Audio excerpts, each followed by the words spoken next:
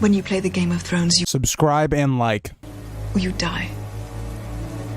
There is no middle ground. Alright, hello YouTube, and welcome back to Chapter 2. We'll be doing Bran 1 in today's video. I hope you guys liked Episode 1, or if you missed Episode 1, go back and watch A Game of Thrones, the prologue. And yeah, so again, I hope you guys like this series. Try to put as much effort into it as I can for you guys to be an enjoyable experience. Also, if you guys did want to check out the Spotify, I do have these as just like an audio kind of thing. I did notice it actually does play the video as well on Spotify. So again, if you just wanted to use that, the link will be in the description for that. So let's get into the chapter. We will start at page 13. There's actually a gap, which is weird because the last chapter that we read last week ends on page 11. And then it's just a blank page, which is page 12, and now we're at page 13. So we will pick up from there, and we get this chapter through Bran's POV. So this chapter begins with talking about how summer is basically over. Bran notes that the end of summer is coming, and what I think is interesting is this already parallels how the last chapter ended, right? Where the cold was coming, winter was coming, and the White Walkers or the others came and took Will and Waymar Royce's life in the last chapter. We get this description that the end of summer is upon us, and then we'll be entering kind of a fall season into winter.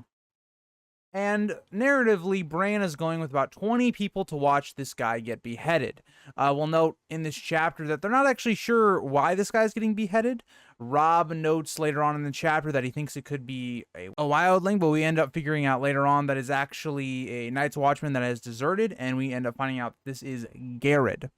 Now, another thing we note here on this first opening page is that this is the 9th year of summer. So we established that we have a very weird seasonal pattern because this is not normal. For most people, I live in the Midwest of the United States. We get summer for a couple months and then, and then we get a different season. So for instance, they get summer for 9 years. That is crazy to me. For just personally, I don't like summer. It's my least favorite season. But I couldn't even imagine that. And a lot of people have speculated that maybe this is because of the others. Maybe there has been some sort of imbalance in the weather system because of them. And maybe once that conflict is resolved at the end of the series, they will go back to kind of having a normal seasonal pattern. But as of right now, we know that this has been a very long summer. Also, we learned that Bran is only 7 years old. And what really is disturbing about this is the first time he is being deemed old enough to watch the King's justice. Could you imagine? Just put yourself into the shoes of Bran, who is 7. You are going to watch a man be beheaded.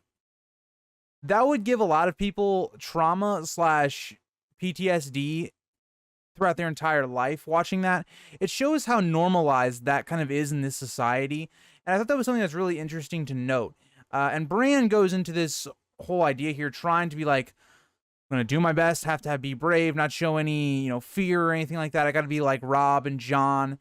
And we know from an early point of not only this chapter, but even the rest of the story that Bran very much looks up to Robb and Jon as they are kind of the two male older brothers, Jon being a half-brother, as we'll talk about a little bit later on. But it is interesting the way that is noted. And something else I want to talk about is that, yes, Bran is the POV chapter, but this chapter is way more about establishing characters, establishing the law of the land, and just kind of establishing this story outside of like the other plot. And what I think is interesting here is that Bran really is not the main character of this POV. It is really Jon and Robb that are really the two main characters in this chapter. And we'll talk about that later on when we see the differences between the two, and we'll kind of bring some parallels into that a little bit later. So we learn that Gared has been taken at a small holdfast. So what we're left to infer here is that Gared, he was, the last time we see him, he's up north with our other two characters in the prologue. He was left to stay with the horses.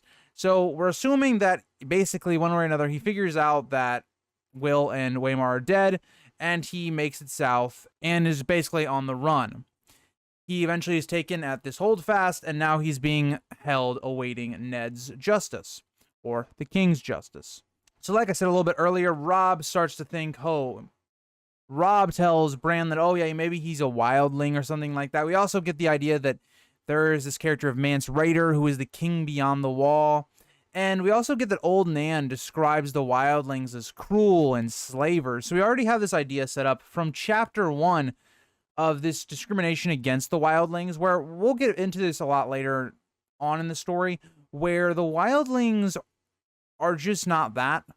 They're people that are probably a little bit less uncivilized, but they're still people that were just kind of born on the wrong side of the wall, as we'll talk about later on. What I think is very interesting is that Old Nan hints that the wildlings lay with the others. And this is an interesting concept because we've seen other things like the Night's King. Right now, this is not the character we see in the TV show. It is another character that had been Lord Commander. And supposedly, he had gotten with a female White Walker to some degree, and maybe he helped them reproduce. So this is an interesting idea that we're being introduced, that Old Nan believes that the wildlings lay with the others.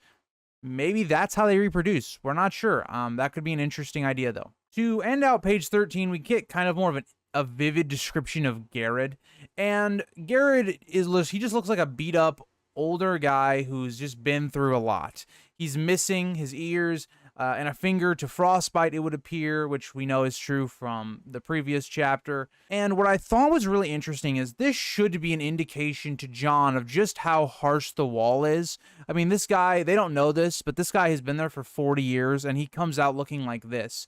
This should be a major indication to Jon that this isn't the life that he really should be wanting for himself. And we'll talk about that later on in his chapters, but it's a very interesting idea that's brought up in literally the first page of Bran's chapter. Now we start page 14 with Ned having the man he's basically hanging from the wall at this point, and they have him kind of cut down, and Ned's basically getting him prepared to be beheaded. And while this is going on, Bran is kind of just staying with Robb and Jon. Again, they are very much, I feel like, his role models outside of someone like Ned, where he's basically trying to live up to these two people because they've all been through this already. And Bran even notes he's trying to be brave and trying to show that he can be as good as Robb and Jon. Also, I like to note here is that the Stark banner is listed, and we get the idea here that it's like the dire wolf on the white field or gray field, whatever. And what I think is interesting is that we bring it up here, right? Because what's going to happen later in this chapter, we are going to have a dire wolf that is dead. So it makes a lot of sense here from George to bring this up now, because it's going to be used later on by Jon, right? So what this is kind of doing is showing, okay, the viewer that, oh yeah, the direwolves has some importance to this house.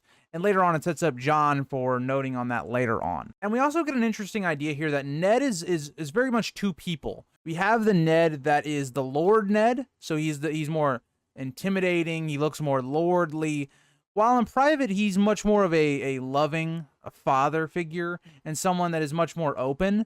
And it's interesting because that is exactly how we're going to see Robb much later on in this story, where Robb is someone that Catelyn notes is being the Lord Robb, and even Bran notes this later on in his chapters when he's still with Robb later in this book.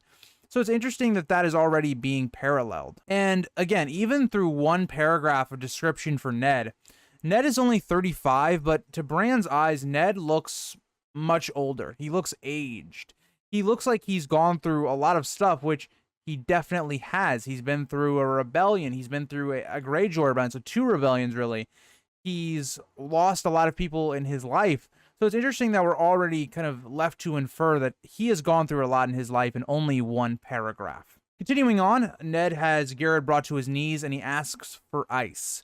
Ice is wider than a man's hand. So think about it like this, right? My hand, even if you spread it out, that is very wide for a blade. That is kind of scary to think about as a sword. Like, just wow. And then you also have the idea that it's Valyrian steel, so it's a little bit lighter than normal Castle Forge steel would be. And then you also have that it's taller than Robb. And Robb at this point is a pretty fair height. Like, he's a pretty tall individual. He's not one who'll end up reaching, but he's a fairly tall guy, right? So this is a huge, monstrous blade, right? And we'll kind of understand why Tywin does eventually split it in half, because in reality, it's really not a great sword for like battle. It's more of a kind of like a ritualistic sword, kind of how Ned's using it. You could never really see someone using something like this blade unless they were someone like Gregor. Like, could you imagine the mountain with ice? That is a scary thought. Also, at this point, we see that Theon is a ward. He is someone that's basically kind of a servant, but we also see in this chapter that he does have some reputation and some privilege within this family. We get Ned giving his speech sentencing Gared to die. Basically, this is the same speech he gives in the show, where he's basically saying, in the name of Robert Baratheon, blah, blah, blah, blah, blah, titles. And what this establishes for multiple things is that, one, you can't run away from the Watch. So the Watch is for life, and you will be killed if you run. Again, further cementing that the Watch is not the best place in the world. If we see how, again, our characters like Will and Gared are treated by Waymar in the previous chapter, everything is building towards, oh, the Night's Watch, not such a great place. And it'll be very interesting when we think about Jon in the future when he's considering going here. And we as a reader are going to understand that this is not this is not the place that Jon thinks it is. By the very few details we've gotten about it, we know it's not what he thinks it is. Another thing I wanted to note at the end of this page is that we get that this is a very honorable way of killing and is clean. This is something we don't see in the series that much. If you think about future executions, with whether that be with Theon or whether that be with Ned's own death later on, a lot of these aren't clean. They're not really honorable. So it is something that is interesting to note, and I wanted to talk about that a little bit towards the end of this page. And that will bring us into page 15. What we also see during this time is that Jon, just like again in the show, tells Bran to not look away, right? And this is for a couple reasons, because Bran was brought here along to kind of grow as a man, to grow as a person. Even though he's only 7, which again, a very young age to be seeing things like this, it's for him to grow. Also, George kind of slyly puts in that Jon is a bastard, just to differentiate Jon from Robb, especially in this chapter. He does that a lot, but he does it in a very sly manner where Bran's just like, oh yeah, this is my bastard brother. Hi, here's Jon. Like, it's very interesting the way that that's kind of thrown out there when you really look at it, and probably Bran wouldn't think like that, but it is interesting that that's how George introduces that Jon is a bastard. And Bran does not look away, as he was told to do, or is told not to, or as he was told to do. And again, George loves his very colorful and vivid descriptions of death, and we get that for Gared once again. Now, something I thought that was very interesting is that the blood seeps into the snow, foreshadowing not only the losses the Norse will face, but the Starks as a whole.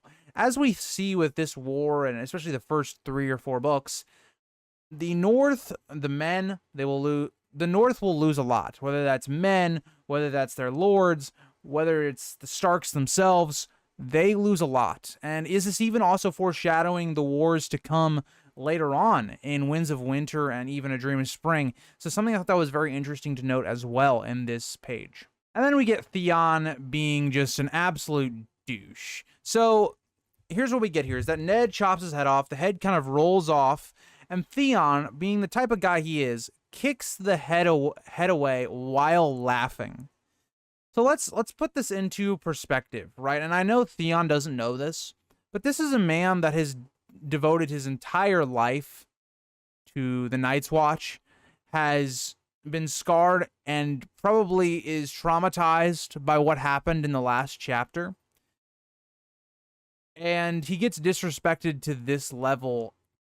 It really kind of paints Theon as someone that really doesn't think about any of that stuff. He is someone that only can laugh and joke, and these things kind of mask a lot of his insecurities, but also it shows Theon as not being really a serious type of character, which is kind of established how Jon also reacts to this as well. And Jon, again, he is really established as the good guy in this chapter, and and George gives him a lot of redeeming moments where he's like, yeah, Theon's an ass for that, establishing who Jon is as a person. And also we learn that Jon is 14 at this point. And this will start our ride back to Winterfell. And Bran notes that the ride back seemed colder. And I kind of took this a couple of ways. One, is this kind of going along the idea with how we talked about at the beginning of the chapter where summer is ending? Or is this talking about more about, okay, we're about to get the direwolf scene where they get all the direwolf pups. Is this kind of the idea that things from the north are making their way south? Like a direwolf. A direwolf, as we'll learn later on, has not been spotted south of the wall in 200 years, right? So is this idea that, oh, the direwolf is coming south and so is the cold? A lot of the rest of this chapter then focuses on describing Jon and Robb to us and how much different they are. And Robb is very much described as the Tully archetype. He has the blue eyes, the red hair, he's tall, broad, he's muscular. He's got a lot of those Tully features, which is very interesting because if we look at the way his depiction was on the show, he really wasn't that. He was very much a Stark, especially early on. He looked a lot more like how the Starks looked. As the series went on, I guess he started to look a little bit more like the Tully side, but he definitely is a major Tully in the book. And this kind of continues where Robb thinks that the man died with courage, and I love that they play on the differences of Robb and Jon, where Robb kind of takes the more fairy tale route, like he died with courage, while Jon is more of a realist and sees the other side of that. Jon is more of a, I would say, a bit more of a pessimist in this moment, where Jon is like, Gared really had no fear left in him. So was Gared really able to be afraid? Was he even able to be courageous? Or was this just a blank man who had really nothing left? And Jon very much notes that because that is how Gared probably was feeling. I don't think Gared really cared he was probably going to die in this moment, right? He lived a pretty depressing life. He has seen stuff that nobody else in this world would, and even if he said what happened, no one would believe him. It is something that is built up in this chapter that Jon is able to see more than Robb. He is able to understand the world a bit better than Robb. And I'm not saying Jon is a fully developed character where he already is perfect and all these things, because we'll see Jon's own struggles when he goes to the Night's Watch later on, and how even his situation has left him blind to how some other people may feel. And something that's interesting is that Jon is described as being more slender, while Robb is broad and muscular, like I talked about earlier. What I want to point out here is that if you think about a lot of Targaryens are always described as being more slender and not really as overwhelming or as muscular and hulky like Robb, where Robb is taking on two genes from two families that are always described as that. If you look at the Starks, right? Brandon Stark fits the exact definition of being taller, bulkier, more muscular, like Robb. The Tullys are kind of the same way. So you have two houses that really mix into where Robb fits both of those perfectly, while Jon is a bit different. Jon, I think, gets a little bit more of that. This is if you believe Jon is Rhaegar and Lyanna's. He fits more of that slender, but he still has some of that strength, because we'll talk about that later on as we go on with his character, but he is someone that doesn't look as overwhelming as someone like Robb. Also to note that Jon's eyes are much more gray, to where they are almost black, and I thought this was interesting.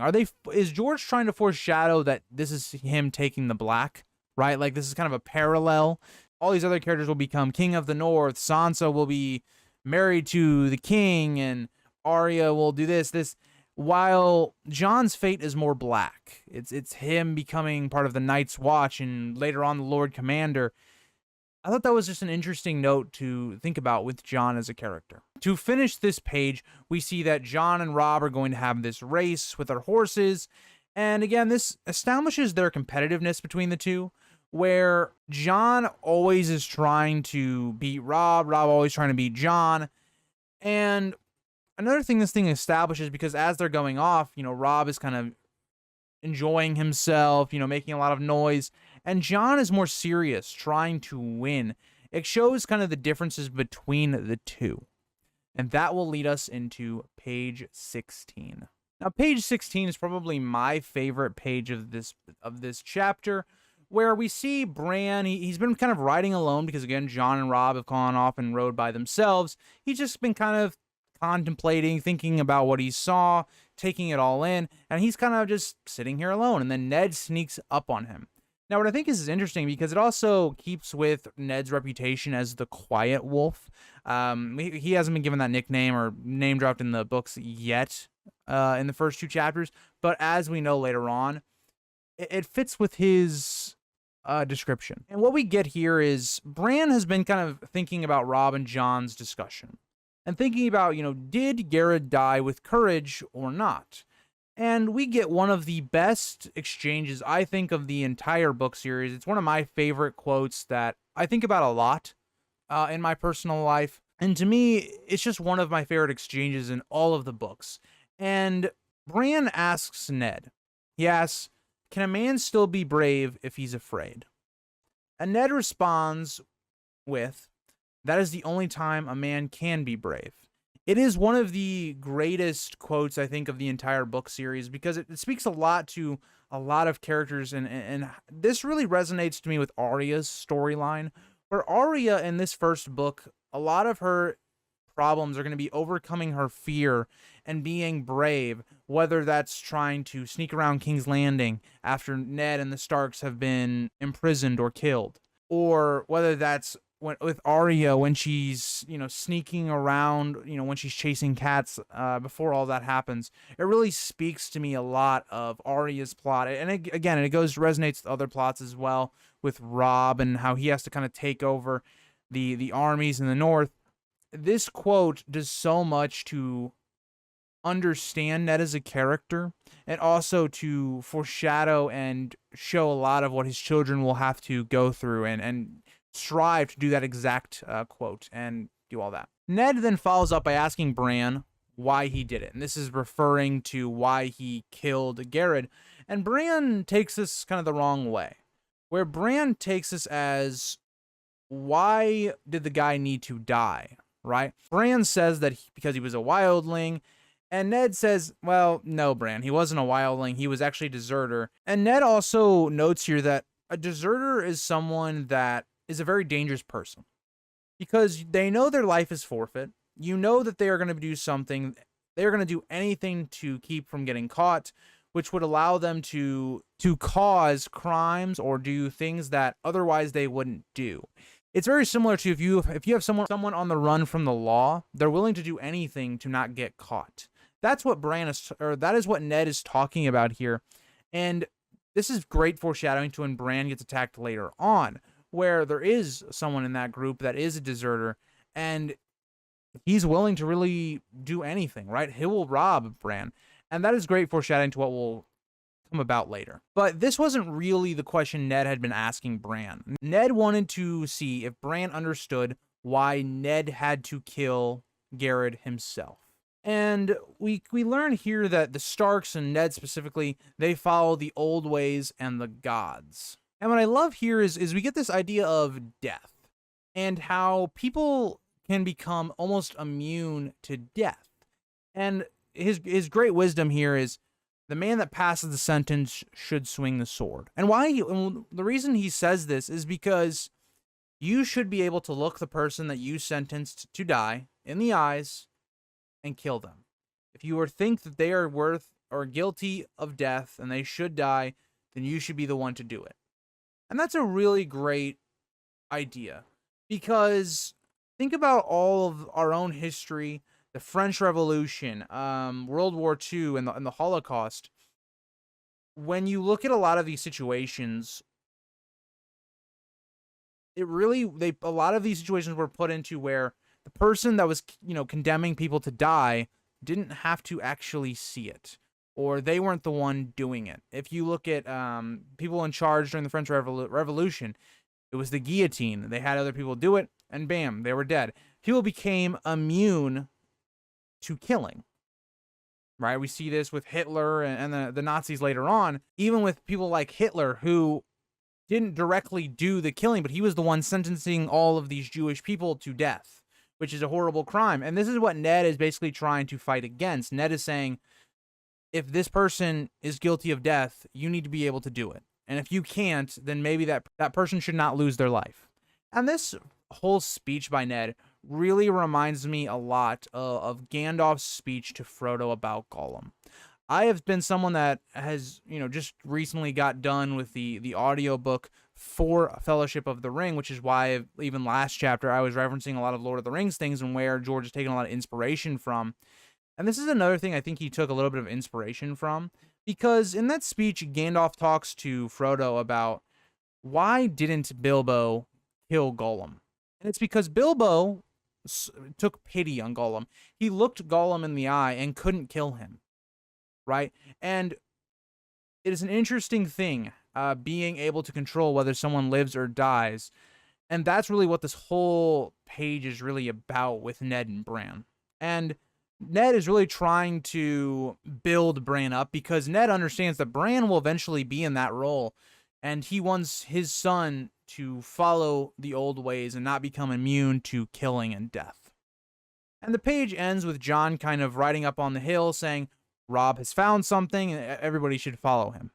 And that's where we will get into page 17. Page 17 starts with a very famous quote that a lot of people like to use as Ned and Ashara evidence.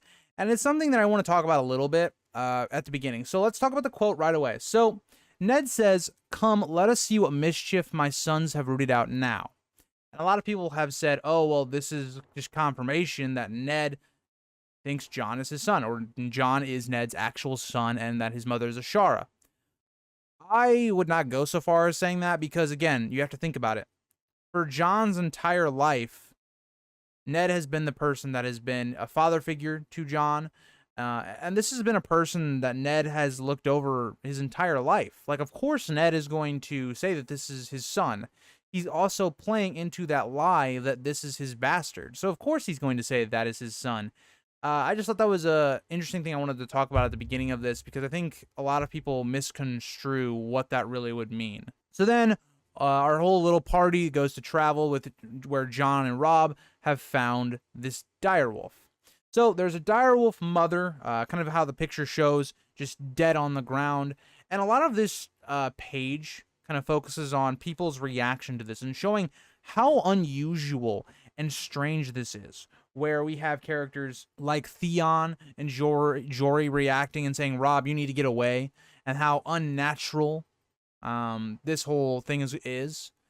Where, again, direwolves have not been seen south of the wall in 200 years. We get that in the beginning of the next page, but it is interesting. Something I also think is a very interesting idea here is that the wolf is described as having blind eyes. And I've always taken this as a parallel to the Starks. The Starks are very blind to political maneuvers, whether that's in this book, next book, books to follow. Even if we look at this chapter as a whole, where Robb kind of seems blind to how Gared dies, where Jon has been the one that kind of had his eyes opened. And we'll even talk about this with Bran specifically. Bran is someone that is going to be part of the three-eyed crow stuff, and he, as of right now, is quote-unquote blind. His third eye has not been awakened. So you could take this in a lot of different meanings for the Starks, personally. But like I said, most of this page does focus on the shock of the creature and not much more. So that will get us into page 18. So in page 18, we learn that there are 5 pups that we know of for right now. We know there's another one later on, but as of right now, the party believes that there are 5 pups. Very interesting to note, as we'll talk about a little bit later. Now, something I've always struggled with and how I look at it is Ned wants to know why it died. And we find out that there was an antler stuck in its throat. Now, this is an interesting interpretation because you can take this a lot of different ways. You can take this as, oh, well, Robert Baratheon is going to be the one, the stag, quote unquote, that gets Ned to go south. And that is basically sentencing him to death. You could also take this as Joffrey, who is kind of the fake stag, because he's not a real stag, he's a lion, is the one that sentences Ned to death. So you can take that a lot of different ways for me, but those are kind of the main ones. Let me know what you guys think about that one. Either way, this shows a sense of foreboding that things are not going to go well for the direwolves and or the Starks. And what I love here is that Bran and the party as a whole instantly feel fear, when there's really no reason to be fearing that, right? There really isn't any danger here. The direwolf is dead. They're just baby pups, which really are nothing to fear. But there is this omen of kind of what is to come at this point, and George does a great job of always doing that. Whether it comes to chapters right before the Red Wedding or before Ned's coup, there always seems like there's this eerie feeling before bad comes. And what I think is interesting here is that Jory notes that maybe the direwolf died and then gave birth. And that's something that's interesting to parallel Lyanna, because if we are to believe the Lyanna and Rhaegar theory, Lyanna gives birth to Jon on her deathbed. So is this a parallel to saying that, oh, this direwolf dies in Lyanna while also giving birth to Jon? And we'll see that Jon's direwolf is a little bit later on, but that will get us into page 19. So what follows and takes place in page 19 is, what do we do with these direwolves? No one has seen any of these for 200 years. Can we even keep them? Can we kill them? And of course, the Stark children want to keep them, of course. And Theon and Holen, basically the master of horses, believes they should kill them. And even Ned thinks that they should kill them. They're unnatural creatures. They don't belong this far south. So there's this idea that they are going to be killed. And what we see here is really foreshadowing to two of our main characters in this little paragraph, where Robb, for a very short instance, becomes Robb the Lord, where he's basically commanding Theon to put away his blade as he goes to kill one of the direwolves. And we even see Jon on how cunning and clever he is, where Jon basically turns to Ned and goes, there are 5 pups for the Stark children. There are 3 males and 2 females. And if we want to do a little count, we've got Robb, who's a male. We have Bran, we have Rickon, who are males. And we have Sansa and Arya. And this leaves out one person, Jon. Now, what I think is interesting, and we could maybe point to, is that these first 5 are for the children of Ned, right? And the one that we'll find later on that's off by itself is the one without a mother, without a father, that's been left on its own, away from its brothers and sisters, or its relatives, we'll put it that way. It's an interesting parallel that we can talk about with Jon and his direwolf, because there's a lot of significance to it. But Jon shows his selflessness by keeping himself out of the count, and this is enough to really change Ned's mind and allow them to keep the direwolves, but at a cost. So for these last 2 pages, we're just going to kind of put them into like one grouping of pages. There's a lot to talk about with these 2, and I don't feel like separating them. They kind of directly impact the other, and page 21 is very short anyway. It's not even half the page, so we're just going to wrap them up together. What I think is very interesting is I think Ned realizes the irony of the situation, where Jon is saying that he is no Stark, while in Ned's mind, whether you believe Ned and Ashara equals Jon, or the Rhaegar and Lyanna theory, Ned knows that Jon is more Stark than they know. Or it's not even that Jon is like a half Stark and, just baseborn. He's quite literally either a full Stark with the Danes, or a full Stark and also a Targaryen and the rightful king of the 7 kingdoms. So it's a very interesting thought process that I think goes through Ned's mind when thinking about this. And I think also Ned kind of is respecting Jon in this moment. And kind of what follows here is Ned's basically like doing his normal adult talk when you get a dog. He's like, you are going to take care of them. Nobody else. The servants are not going to help you. You have to take care of them. And what Ned utters here that I think is very interesting, and it's again more foreshadowing by George, is that Ned says some of them may die even with your best efforts. And Robb says they won't. We won't let them.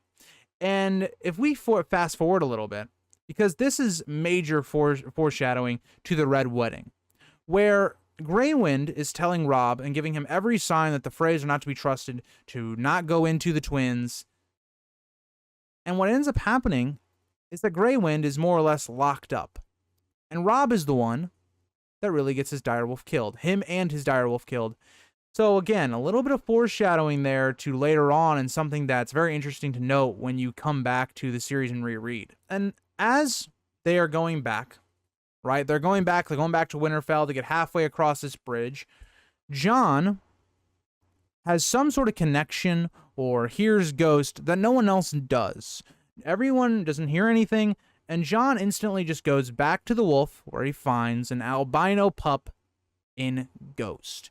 Now, what's interesting here is that Ghost is quite different from the other pups, where Ghost is able to see, he's not blind like the other wolves, and he is also having a white color description.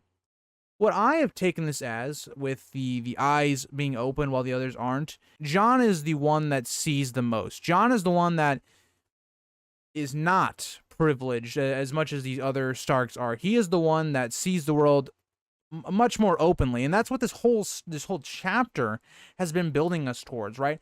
Jon is the one that's clever enough to understand that the Starks' banner, right, is a direwolf, and that these pups are meant to be found by the Starks.